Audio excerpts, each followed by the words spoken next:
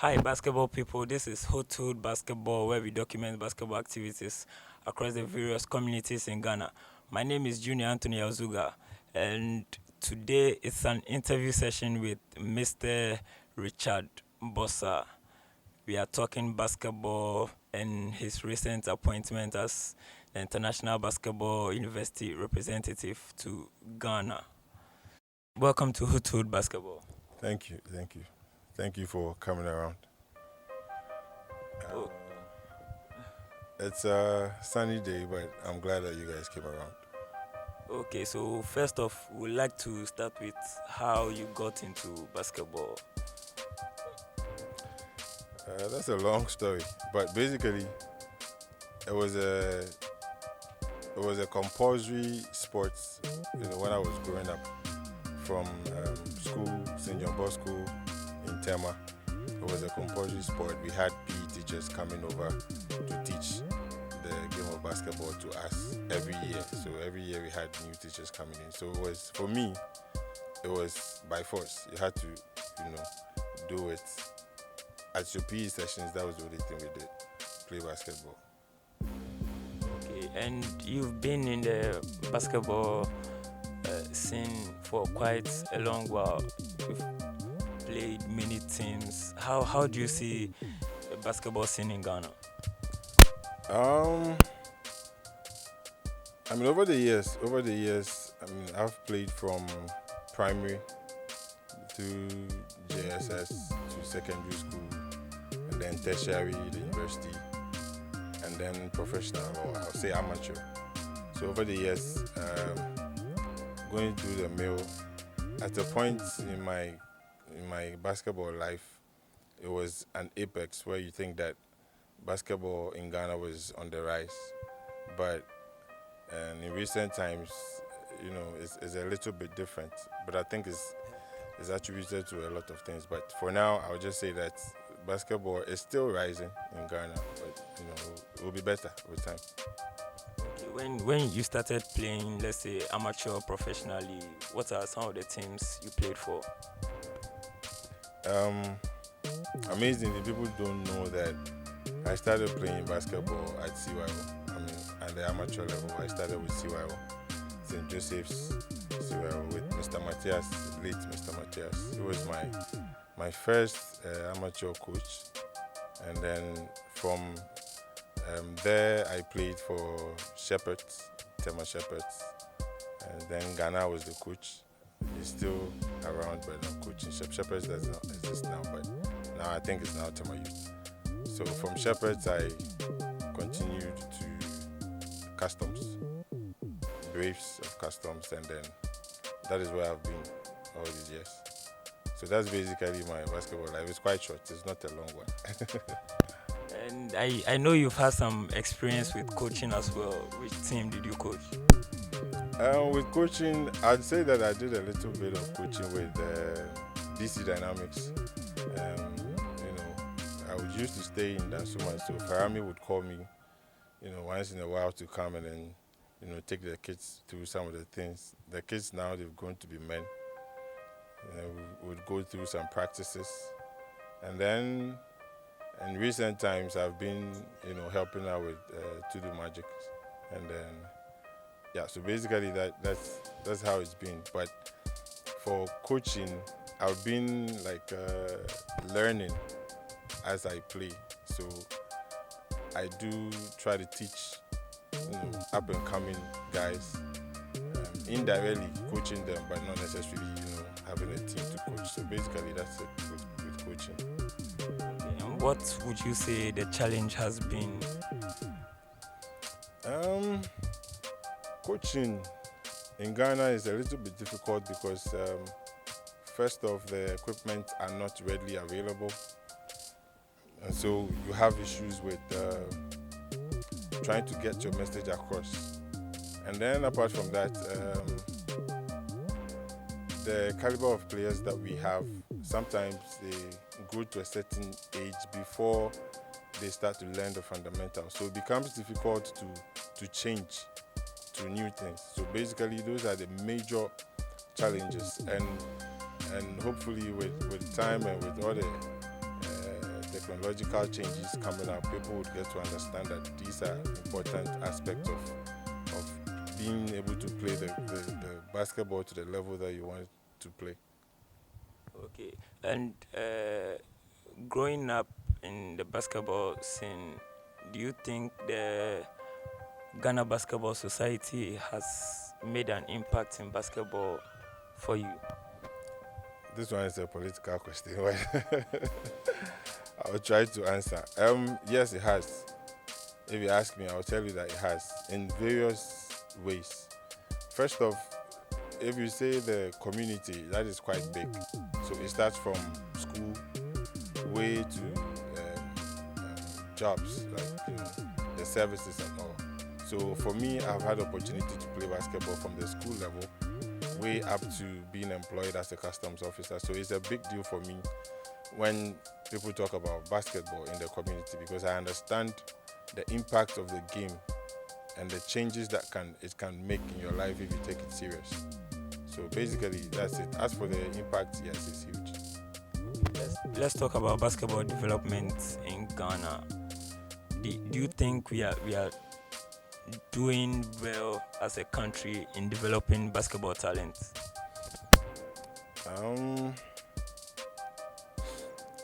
I would say yes, and then I would say no. Yes, in the sense that there are so many individuals now that have picked up the job of developing players. I mean, you go to Tudu, you have Galaxy with so many kids under Coach Ruru and Ashim. I mean, these guys are doing all this by their own self. If you go to Kumasi, there's this coach in Kumasi who's doing the same thing with Chiefs Academy. I mean, even in Dansuman, Galaxy, DC Dynamics, they've been in existence for so long. Some of the kids went to the universities, now they are grown and they're still, in some parts of the game. So yes, I could say that there are some positives. People are trying to develop the game with the knowledge that they have or they get from various areas. And I would say no, because nationally we don't have any support. If even national teams are going on national assignments, they struggle to even get funds. Sometimes even to the point of even getting transport. So it's quite difficult to grow the game on individual funds, and corporate bodies, are not willing to invest in that, in the discipline of basketball, because they don't see the ability to pull crowd where they would be able to, gain their money's worth in terms of advertisement and stuff like that. So it's difficult. So I could say yes and no. Yes, because individuals are putting in their bits, and then no, because nationally we are not getting the support we require to grow the game. What do you think has accounted for that, for the national, that we are not getting the national support needed? Well, if national teams in the past were giving results, I'm sure that it would have pushed, the government to, focus on the sport. We could argue about football taking all the monies or budgetary, sports budgetary concerns, but yes, they go, and sometimes they get results. When they go to the under 18, under 17, tournament in the past, they get to certain, stages. They either get to the medal zones or they win it. Under 20 won it, World Cup. So you could say that in terms of soccer, they are getting results. The only way that basketball would have been able to, take a little bit of the budgetary monies allocated for sports to grow it was to get results. And for so many years, we've not been able to achieve that. And I strongly believe that if we had so much results in the past, it would have reflected in the government, turning an eye to us, and then we winning the hearts of the people, so that when the money is not going into basketball and it's only being channeled into soccer and not into other areas of the sport, people would now complain about it. But now, because there's not much we can brag about, I mean, of course, nobody will put their money into areas that are failing. Would you say proper structures has also accounted for this?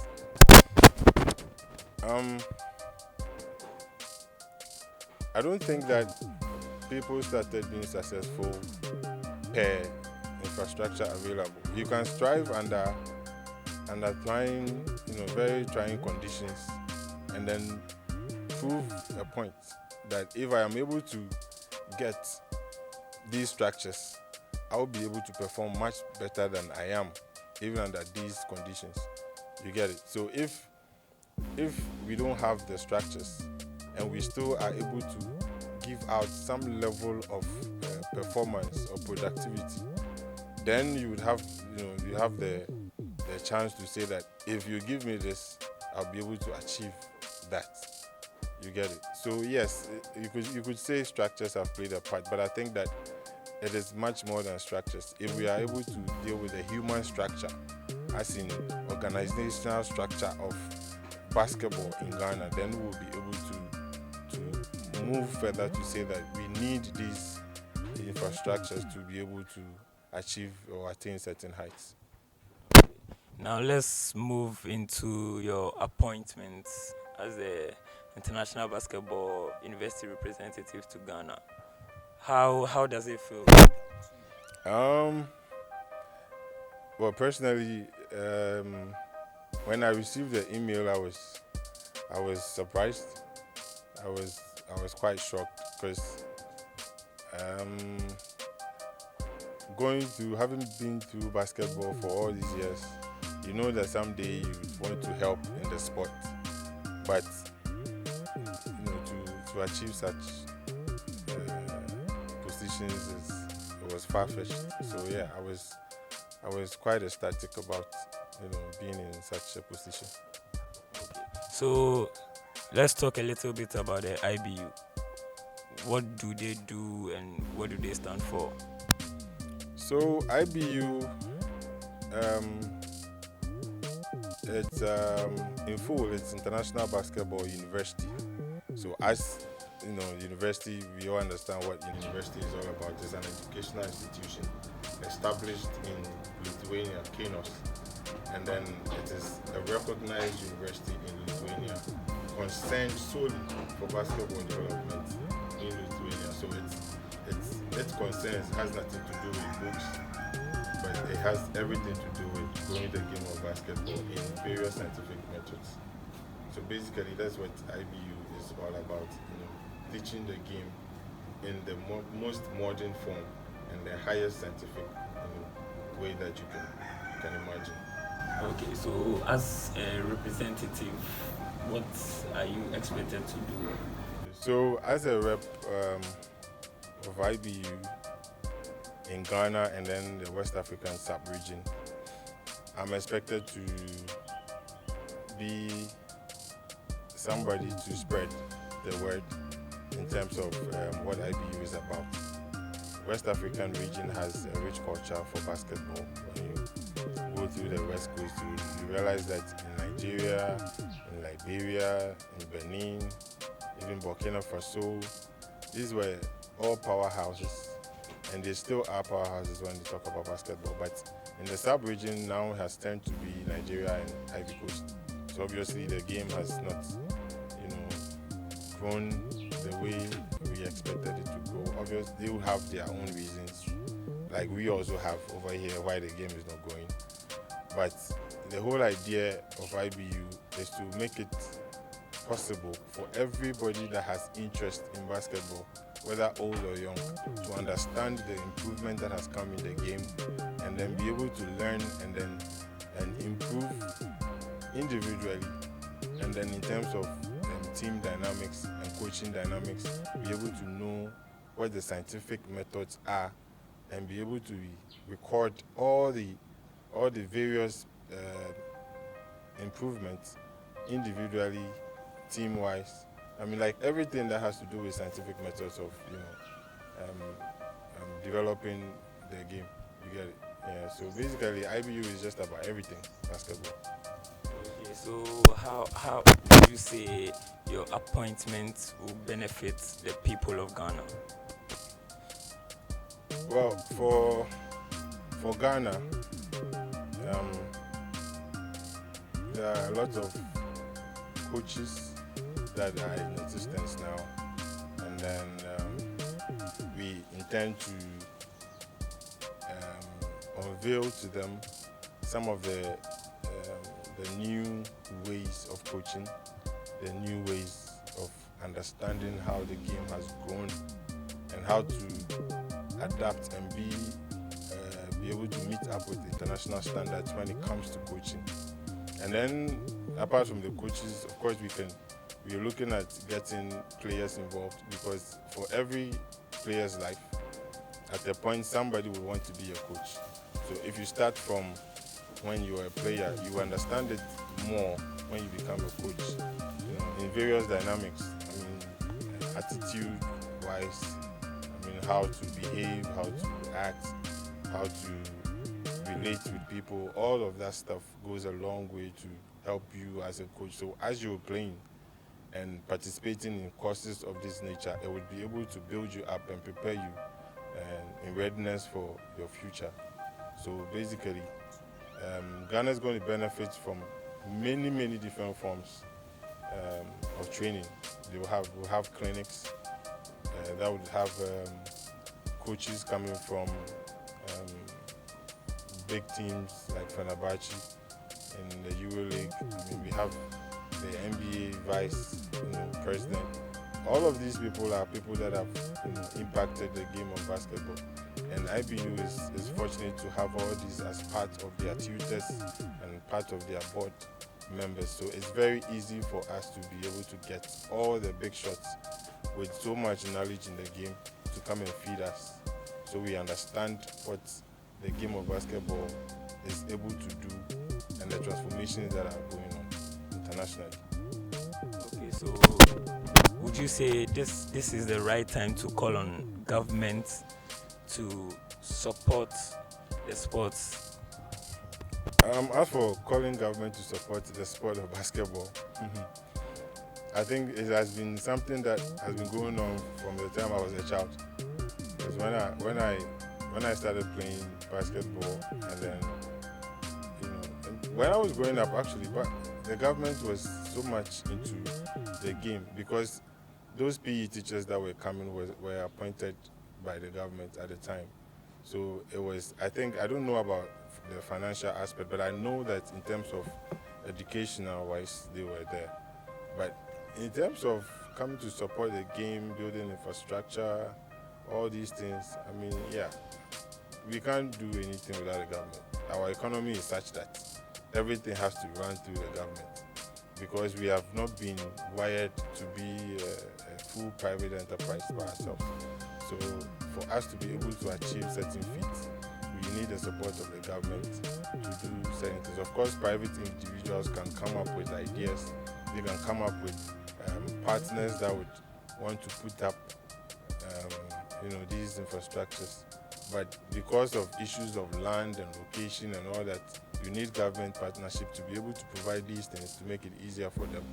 So basically, government cannot be put out of the question.